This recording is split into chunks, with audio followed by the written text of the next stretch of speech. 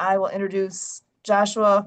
I don't see Michael here yet, so I'll introduce him if he's able to make it tonight.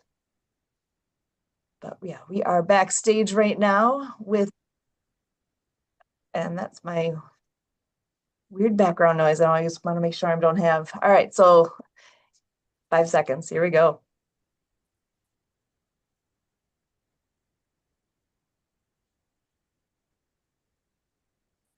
Welcome to Ability MKE Now. My name is Sue Roskoff. Ability MKE Now is a show all about integration, bringing people with disabilities and people that don't have a disability together, enjoying life here in the Milwaukee area. We all have different abilities, and here at Ability MKE Now, we dive into this topic of diverse abilities. The concept of disability hits a wide range of possibilities. We could be talking about physical or mental disabilities, the deaf and hard of hearing community, blindness, chronic pain, mental health diagnosis, goals of substance use reduction, and the list goes on.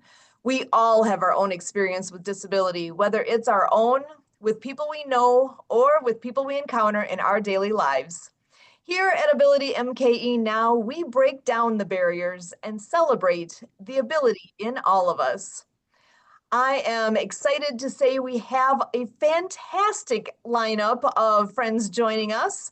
First of all, Joshua Grignani is a business coach, author, and consultant with a passion for helping others to succeed. He has published several books on business growth and leadership and is recognized for his work with small businesses and nonprofit organizations. Joshua has experience with mentoring youth, supporting community initiatives, and providing guidance to aspiring entrepreneurs. His approach combines practical business strategies with a genuine commitment to making a positive impact in the community. He is dedicated to empowering individuals and organizations to achieve their goals and give back to others through service and recovery. Joshua, I am so happy to have you joining us today. How are you? I am great, Sue, and I'm glad that you have me here. So glad that you are able to join us today. So tell us a bit more about what you all do. Well, certainly.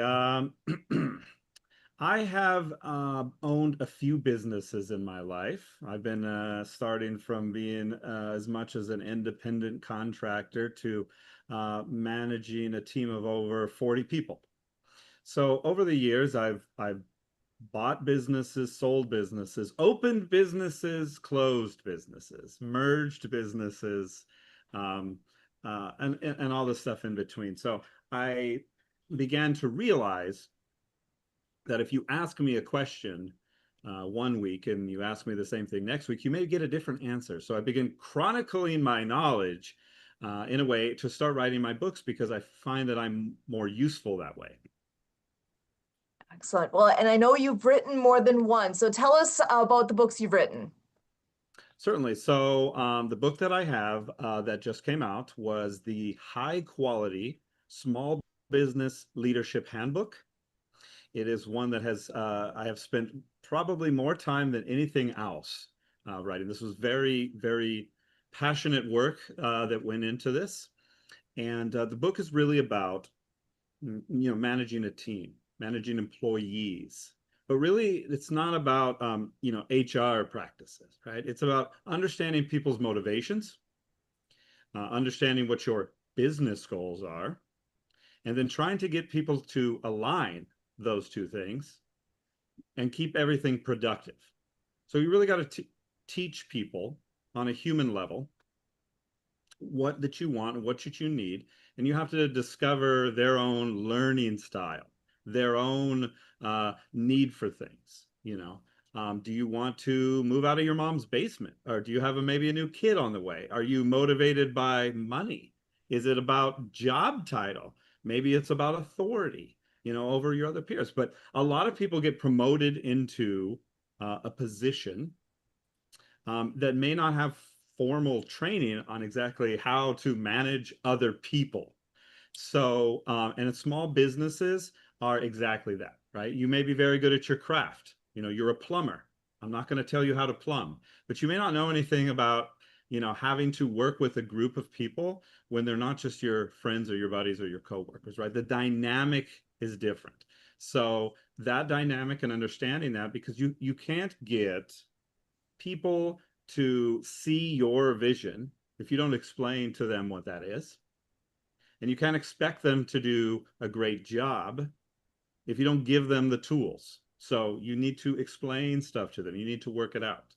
That's that's what my latest book is about. It's an amazing thing that can also be used in the corporate setting as well. Hey, you're on the hook because now you're the manager and you're expected to meet that team's goals and get across the finish line from whatever it is. How do you do that? The principles still apply.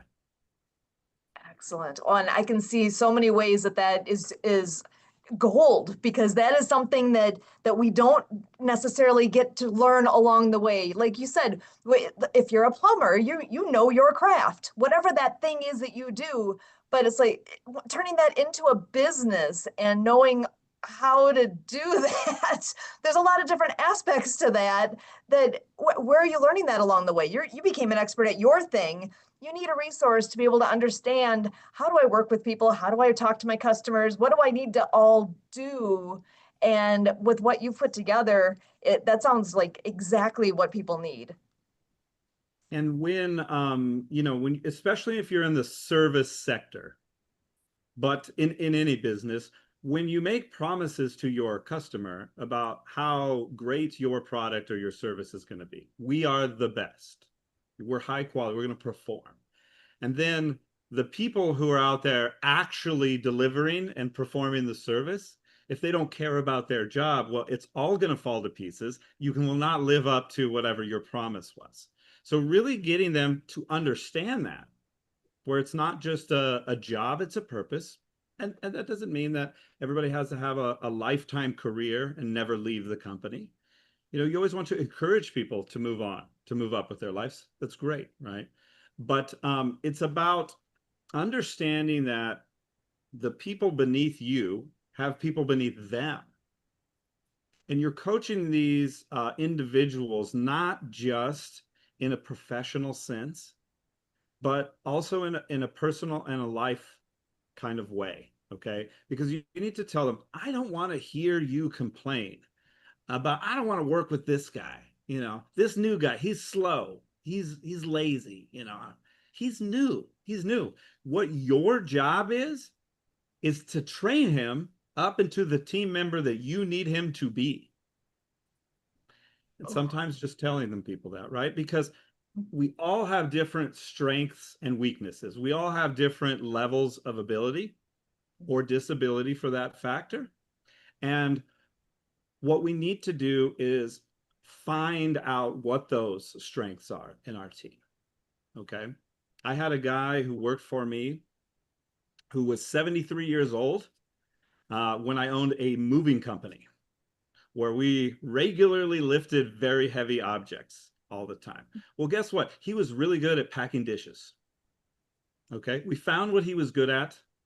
We gave him the opportunity, and he knew it and we knew it, and that was just his job from then on. So there's not about being able to be the strongest or the fastest every time. The real winner is the person who can see what is his or her team has and then assemble the avengers of whatever your task is for that day. And being able to be able to realize that, it really does open up people's ability to see that in other aspects of their life outside of work. that is huge. And actually, you're hitting home on some of these pieces that you're mentioning, because I work at a university. I actually have about 40 work study students that this is their job while they're on campus, is working in the lab and trying to create the community. They don't all know each other because they don't all get to work together. It's, you have your people that you work with. And so some of these pieces you're saying, like I actually was jotting a few things down as you said that, because that's exactly the thing. Find out what people want. How much do they want to learn? We need to help bring them up. If they're not doing their part, I'm just thinking, like, if they're just off in a corner doing their homework, but there's work that needs to get done, we gotta come together and figure out what's going on here. What do we need to do to make things better, and to be able to play to people's strengths. That's huge. You don't want to be poking at people's weaknesses. If you're not a detail-oriented person, don't give them the task list of all the little minutia pieces. Find the thing that fits best, and you'll be most productive. Right. You know the saying, you catch more flies with honey. And so there's a concept of transactional leadership. It's not known as being the pinnacle in the leadership pyramid of being transformational, which encompasses several aspects. But transactional leadership is one that's easier for somebody who's new to learning the leadership styles to understand because it makes a lot of sense. And it is praise and reward your top 20% and do it openly in front of the other people so that you can show them what you are looking for, the model behavior.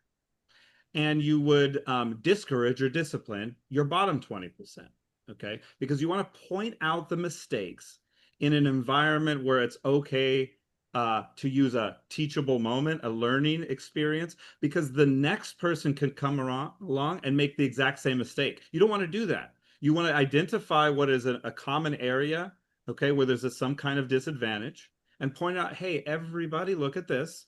We want to make sure that tomorrow, when the next person is doing this, they don't do this the wrong way. Oh, everybody learns from that. You actually saved yourself a whole bunch of time and inefficiency and errors and fixing stuff with that bottom 20%. But you have to do the praising as well. You have to encourage. And it's not for, I mean, it's not only for the top 20% because you're rewarding them. It's modeling that behavior and you're letting everybody know, this is what I want to see out of you.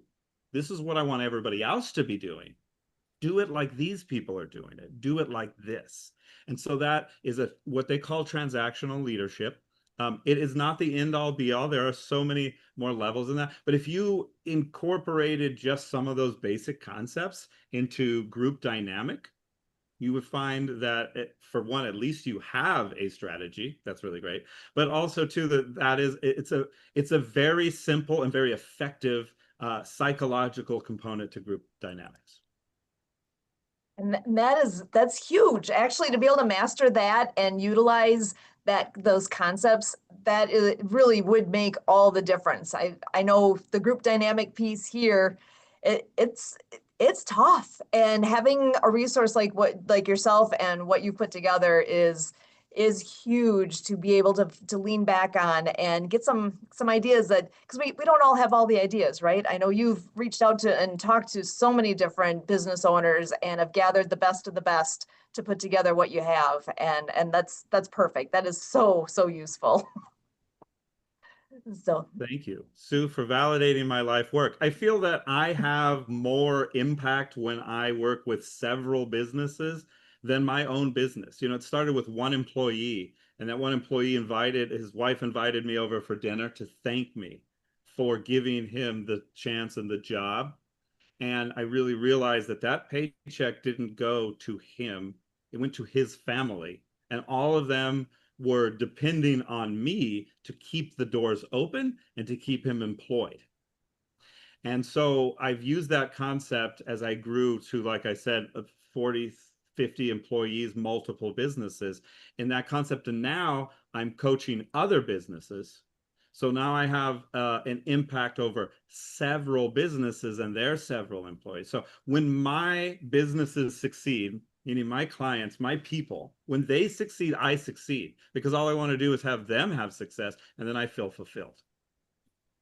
awesome. Oh, that truly is the mark, in my mind, the mark of a great business person, a great human being, to be able to put others first and to see the success. That when you see success in others and can be part of that's it. That's the pinnacle. That is, what more can you ask for but to be in that kind of position? So I really am so grateful to have you here and sharing some of these bits of gold with us. And I know we have another gentleman that is joining us as well that has bits of gold to share as well. Dave Roman is a motivational speaker and has a wonderful history that I'm gonna actually have him expound a little bit on that. Dave, welcome. How are you today? I'm fine. Thank you for asking me. And I'm not really a motivational speaker. Uh, my all my workshops and training was creating ideas using the people. I would give workshops at local colleges, and when they came there, I'd find out first what kind of work experience they had, what kind of education they had, what their likes are, and what their hobbies are. And then from there, we would use a technique I call changes. The changes, the C, everything stands for something, like C stands for combine. And we try and come up with ideas and businesses from all their inside their brains. Uh, and I've been doing that for over 20 years, but I have created 4 of my own products using these techniques.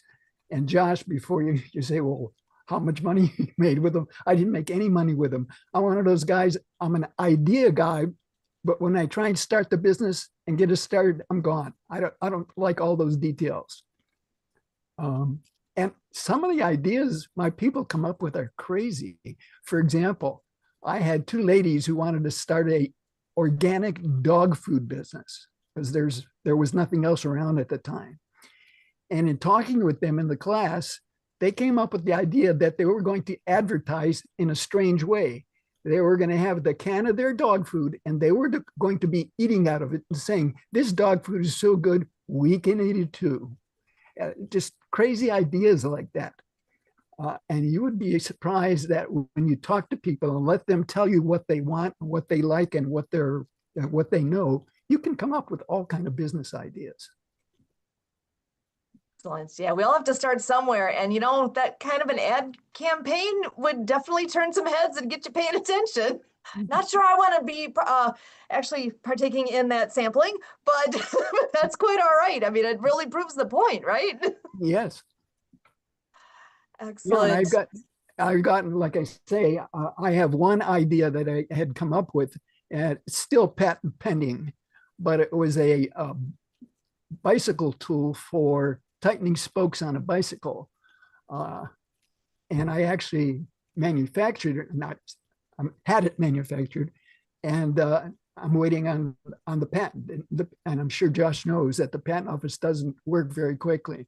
You have to fill out all kind of paperwork and stuff like that.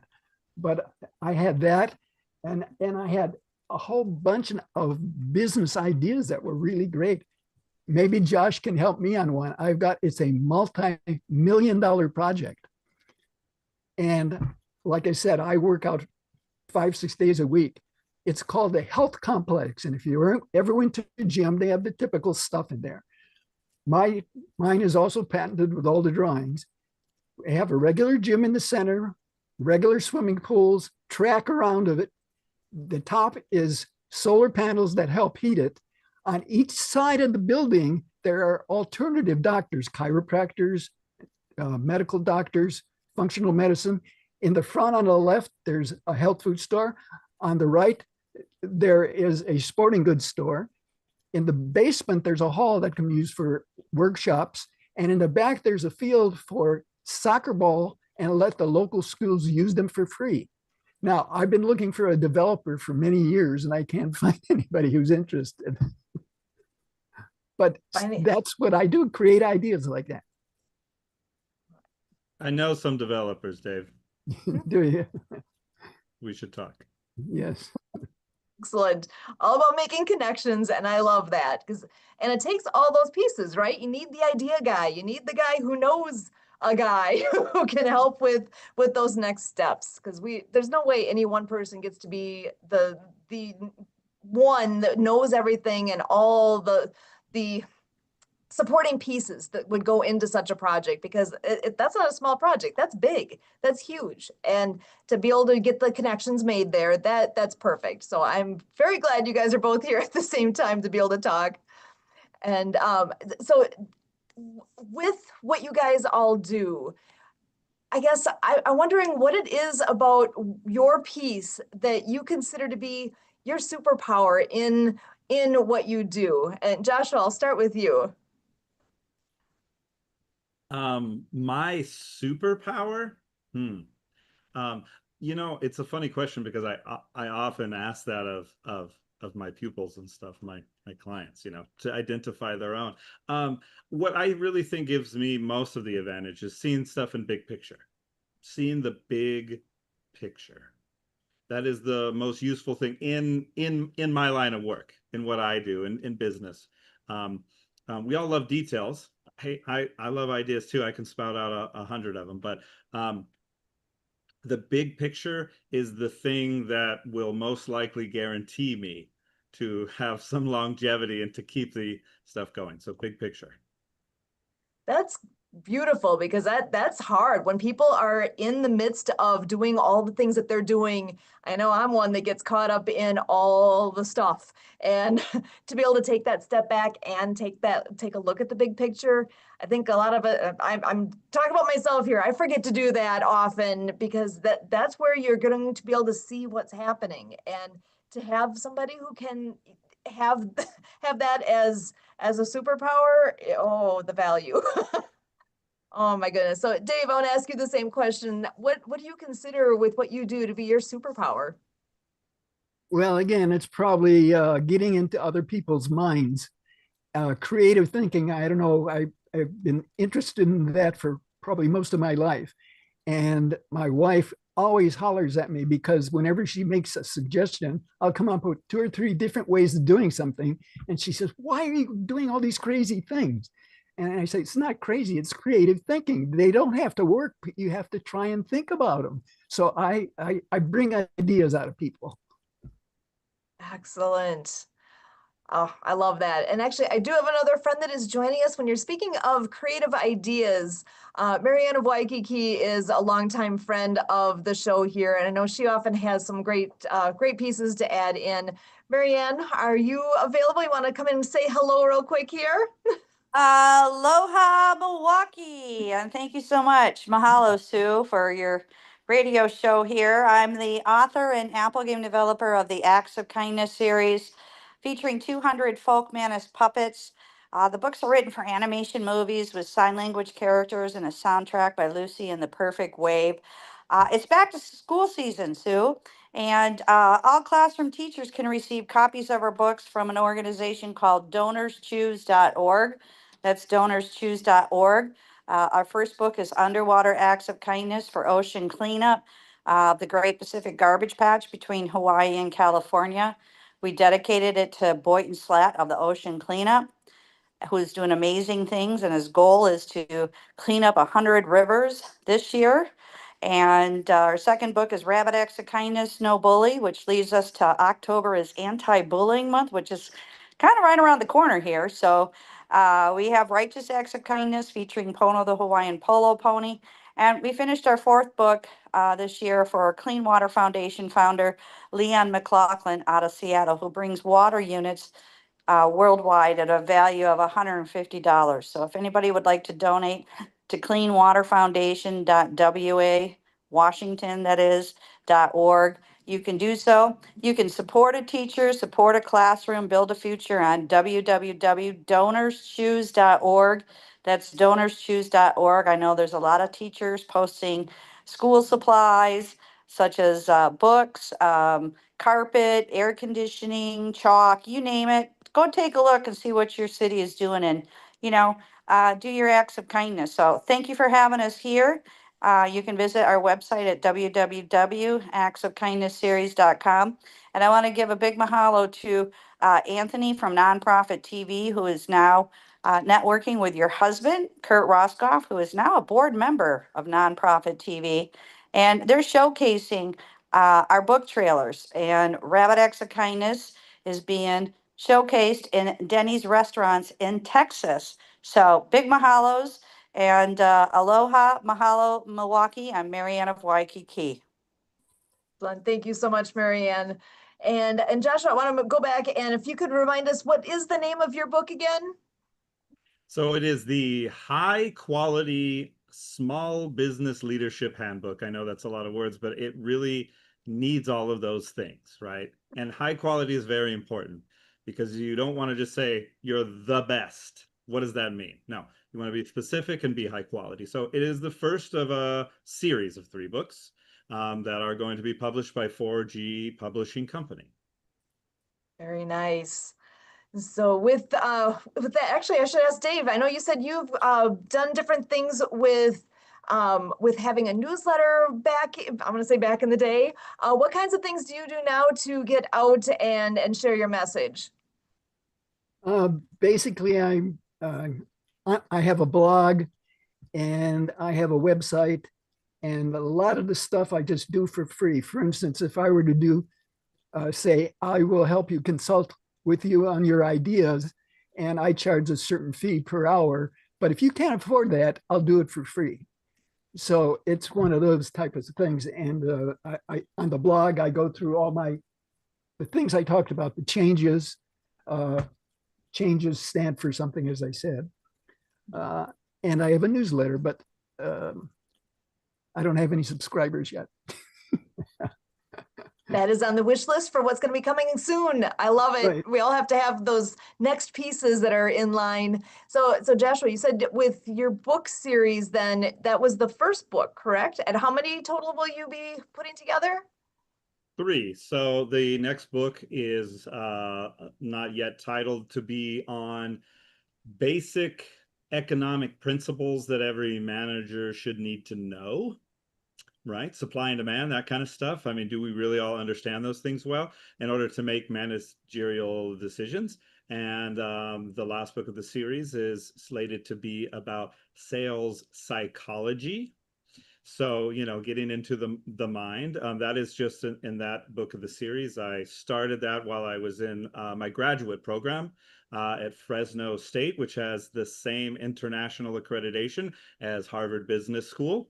And that's how that we got started on that. I have another book that's also very well known and universally practical for many different aspects of small business, called Money Machine, Pumping Out Profits. And there will be a second version of that book, new updated version coming out hopefully by the end of the year. So yes, many books and many chronicles of knowledge. Excellent. Well, and I know you've said that you've talked to a lot of people to be able to put together all those pieces. How long have you been doing that? Well, I've been doing the consulting for a few years on the side, but I found that consultants can kind of live in what seems like the business Wild West. So systematizing the process and coming out with practical advice and getting the books, I've probably been doing for about 5 or 6 years. So definitely a leveling up of my aptitude for things. So, well, and I just want to ask if you have any take-home message that you would like to share with our people here today. If you come to a fork in the road, you should take it. I love that. Awesome. Dave, I want to ask you the same question or two. Take-home message for our listeners. It's kind of simple. If you've got a good idea and you're passionate about it, don't give up. Awesome. Oh, words to live by. I truly appreciate both of you, well, all 3 of you, Marianne coming in here as well. We have so many great things that we get to share as we are gathering here with AbilityMKE Now. So again, Dave Roman, Marianne of Waikiki, and Joshua Grignani, it has been such a pleasure to get more information from all of you with what you're all doing. And you really are making an impact out there, making a difference for others. And I always celebrate that, as we are better together. That's just the way it is. We're always better together. And that's with all of us here with AbilityMKE Now. Again, my name is Sue Roskoff, and it's a pleasure to get to share such wonderful people with our folks here. So as always, we thank you. Thank you, Sue. Thank you.